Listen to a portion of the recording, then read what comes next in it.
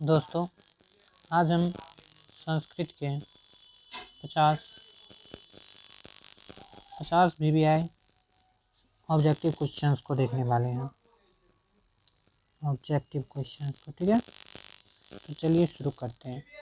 ये second test है, पहले टेस्ट हमने दे चुका है और आपको वो अब मेरे चैनल पे मिल जाएगा, ठीक है। आप जाके देख लीजिएगा, वो भी टेस्ट देख लीजिएगा। कह रहा है महान से महान क्या है, तो आत्मा महान से महान है, सबको पता होगा। उसके बाद कह रहा है ये संपूर्ण संसार किसके द्वारा अनुशासित है, तो ये संपूर्ण संसार परमात्मा के द्वारा अनुशासित है। गुरु गोविंद सिंह का जन्म स्थल कहाँ है, तो पाटलिपुत्र। गुरु गोविंद सिंह सिखों के 10वें गुरु थे। कौन गुरु थे? 10वें गुरु थे, ठीक है। तो हम जल्दी से फास्ट में ख़त्म करते हैं, क्योंकि 50 ऑब्जेक्टिव है और 5 मिनट में ख़त्म करना है, ठीक है। यूनान का राजदूत कौन है? यूनान का राजदूत मेगास्थनीज है। स्थिति सोक्रे कुल्ले ही के ना धवंती जंतवा, तो अलस कथा की ये उक्ति है। ये पाठ किस उक्ति से है? तो अलस कथा से है। तो दोस्तों, अगर आपको इसका पीडीएफ चाहिए तो मैं कमेंट में और डिस्क्रिप्शन में पिन कर दूंगा, ठीक है। आप लोग जाके देख लीजिएगा। चलिए, विजय भट्टारिका किसकी पत्नी थी? तो विजय भट्टारिका चंद्राद्वित की पत्नी थी। और पूछेगी मैत्री किसकी पत्नी थी? मैत्री, तो ये याज्ञवल्लभ की पत्नी थी। किसकी थी? याज्ञवल्लभ की पत्नी थी।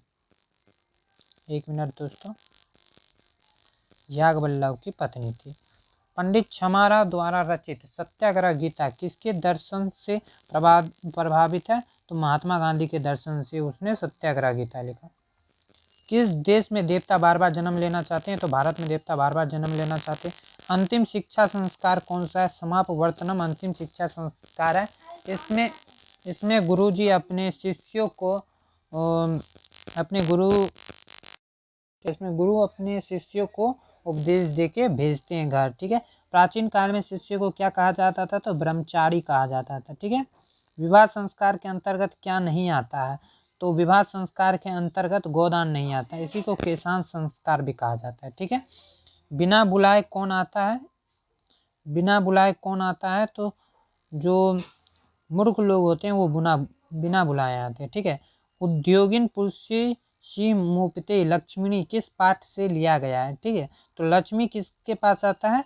तो जो पुरुष मतलब कि मेहनती होते हैं उसके पास आता है। तो ये करमवीर कथा की उक्ति है। करमवीर कथा में राम के परिवार में कितने सदस्य थे? 4 सदस्य थे, ठीक है। स्वामी दयानंद का जन्म कब हुआ था? 1824। आपको पूछेगा आर्य समाज के संस्थापक कौन है? तो स्वामी दयानंद। गुजरात प्रदेश स्थित टंकारा ग्राम किसका जन्म स्थान है? तो स्वामी दयानंद का जन्म स्थान है, ठीक है। उसके बाद महतरम भिक्षा याचे, यह किसकी उक्ति है? तो ये शक्र की उक्ति है। शक्र कौन है? कर्ण है, ठीक है। ये कर्ण जाते हैं किसके पास? तो कर्ण जाते हैं, उसका नाम क्या था यार, अभी याद नहीं आ रहा है, याद आएगा तो मैं बता दूंगा, ठीक है। वेरेन शमनम कर्ण के पास शक्र जाते, ये इंद्र है, ठीक है। शक्र कौन है? तो इंद्र है। ये कर्ण के पास जाते हैं छल पूर्वक उसका कवच और कुंडल लेने, ठीक है। वीरेन समन्वय असंभव, यह किसकी उक्ति है? तो ये महात्मा बुद्ध की उक्ति है, ठीक है। बड़ी दान भर कमते मां निर्जस्य किमो सदा, कहाँ से है? ये मतलब कौन से कहानी से ये लिया गया ये उक्ति? तो व्याघ्रपति कथा, ठीक है। इसमें लोभ का दुष्परिणाम दिखाया गया है। शास्त्र किसके लिए कर्तव्य और अकर्तव्य का विधान करते हैं? तो शास्त्र मानवों के लिए कर्तव्य और अकर्तव्यों का विधान करते हैं। मीमांसा दर्शन के रचनाकार कौन है? तो जैमिनी, ठीक है। जैमिनी मीमांसा के दर्शनकार हैं। उसके बाद महर्षि यास्क द्वारा रचित ग्रंथ का नाम क्या है? महर्षि यास्क, इसने लिखा था निरुक्त लिखा था, ठीक है। निरुक्त लिखा था। एक मिनट बच्चों। उसके बाद बनावटी आलस दिखाकर कौन भोजन ग्रहण करते थे? तो जो धूर्त लोग थे वो बनावटी आलसी बन के भोजन ग्रहण करते। स्वामी दयानंद ने किस नगर में आर्य समाज की स्थापना की? तो स्वामी दयानंद ने मुंबई में आर्य समाज की स्थापना की। यहाँ बम्बई होना चाहिए था, हम कंफ्यूज हो गए, ठीक है। और 4 आलसियों को केस पकड़ के बाहर किसने किया, सॉरी क्या पकड़ कैसे बाहर निकाला, तो केस पकड़ के बाहर निकाला, ठीक है। उसके बाद कह रहा है अलस कथा अंतर्गत मिथिला में मंत्री कौन थे, तो वीरेश्वर जो थे वो अलस कथा के मंत्री थे। घर में लगी आग को देखकर कौन लोग पलायन हो गए, तो घर में देख के ध्रुत लोग भाग गए आग को देख के, ठीक है। और जो महान आलसी थे वो बैठे रहे। वनवास के समय राम सीता लक्ष्मण के साथ कहाँ पहुंचे थे, तो चित्रगुप्त पहुंचे थे। कहाँ, सॉरी बच्चों, चित्रगुप्त पहुंचे थे, चित्रगुप्त। उसके बाद वेद रूपी शास्त्र क्या होता है, वेद रूपी शास्त्र क्या होता है, तो नित्य वेद रूपी शास्त्र होता है। वस्तुतः इस समय संसार किस महासागर के कुल मध्य स्थित है, तो अशांति के महासागर में, अशांति के महासागर में, ठीक है। उसके बाद विजंका का काल किस शतक में माना जाता है, विजंका का काल किस शतक में माना जाता है, तो अष्टम में, अष्टम में। वनमाला भवालकर किस काल की संस्कृत कवित्री थी, तो वनमाला भवालकर वर्तमान काल की संस्कृत कवित्री थी, वर्तमान काल की, ठीक है। निरुक्त का अर्थ क्या होता है, निरुक्त का अर्थ क्या होता है, निरुक्त का अर्थ होता है वेदार्थ बोध, ठीक है, वेदार्थ बोध। कौन पुरुष सभी जगह सुलभ होते हैं, तो जो प्रियवादी होते हैं, जो मतलब मीठा मीठा सबके सामने बोलते रहते हैं, वो सभी जगह सुलभ होते हैं।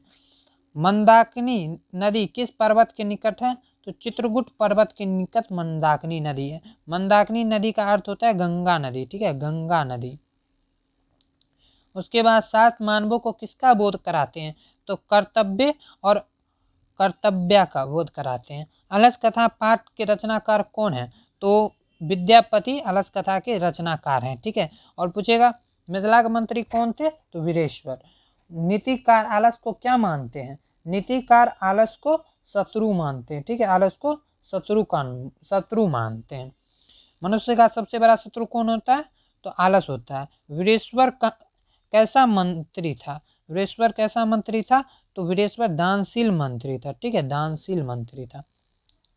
सर्व शुक्ला सरस्वती किसकी उक्ति है, सर्व शुक्ला सरस्वती दंडी की उक्ति है, ठीक है। जनक के सभा में शास्त्र कुशल कौन थे, जनक के सभा में शास्त्र कुशल गार्गी थी। मंदाकिनी वर्णम पाठ में किस नदी का वर्णन है, मंदाकिनी वर्णम पाठ में किस नदी का वर्णन है, तो गंगा नदी का। हमने पहले बताया था यहाँ पर कि मंदाकिनी का अर्थ क्या होता है, गंगा होता है, ठीक है, गंगा होता है। चलिए, वैगपति कथा में किसका दुष्परिणाम का वर्णन किया गया है, तो वैगपति कथा में लोभ के दुष्परिणाम का वर्णन, ये भी हमने पहले बता चुका है।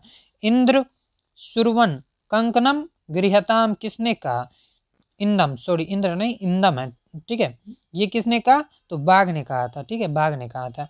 उसके बाद ब्राह्मण के वेश में कौन प्रवेश करता है, ब्राह्मण के वेश में कौन प्रवेश करता है, तो कर्ण प्रवेश करता है। इसी कर्ण, सॉरी कर्ण नहीं हो जाएगा, शक्र हो जाएगा, शक्र को ही इंद्र है, ठीक है, शक्र, इंद्र का नाम शक्र है, ठीक है। मंगलम पाठ में कुल कितने मंत्र हैं, या कुल कितने पद हैं, तो 5 हैं, ठीक है। कौन कौन, ईशावास्य मुंडको उपनिषद 2 है, कठोपनिषद 1 है, श्वेताश्वर उपनिषद 1 है। उसके बाद हिरमेन पात्रेन दृष्टि, सॉरी हिरमेन पात्रेन दृष्टि, यह मंत्र किस उपनिषद से है, तो ये पहला उपनिषद है, हिरमेन पात्रेन सत्यस्यापितम तो पुष्ण पार्विनो सत्यधारमाय दृष्टि, ठीक है, ये पहला उपनिषद है। उसके बाद पाटलिपुत्र वैभवम पाठ में किस शहर का वर्णन है, तो पटना का, ठीक है, पटना का। पाटलिपुत्र का ही पुराना नाम पटना है, ठीक है। दामोदर गुप्त ने किस काल की रचना की, किस काल की रचना की, तो कूटनिम्त हो जाएगा, ठीक है। पटना का इतिहास कितना पुराना था, कितना पुराना है, था नहीं है, तो 2500 वर्ष, ठीक है, 2500 वर्ष हो जाएगा, 2500 वर्ष, ठीक है। ये हमने 50 पूरे के पूरे, 1 मिनट, हमने पूरे के पूरे 50 ऑब्जेक्टिव कर दिए, ठीक है। आप कमेंट कर दो कि आपका कितना सही हुआ, कमेंट कर दो, ठीक है, आपका कितना सही हुआ, ठीक है, कमेंट कर दो आप। उसके बाद अगर वीडियो अच्छा लगा हो तो सब्सक्राइब भी कर देना और लाइक भी कर देना। ठीक है, मिलते हैं पार्ट 3 के साथ।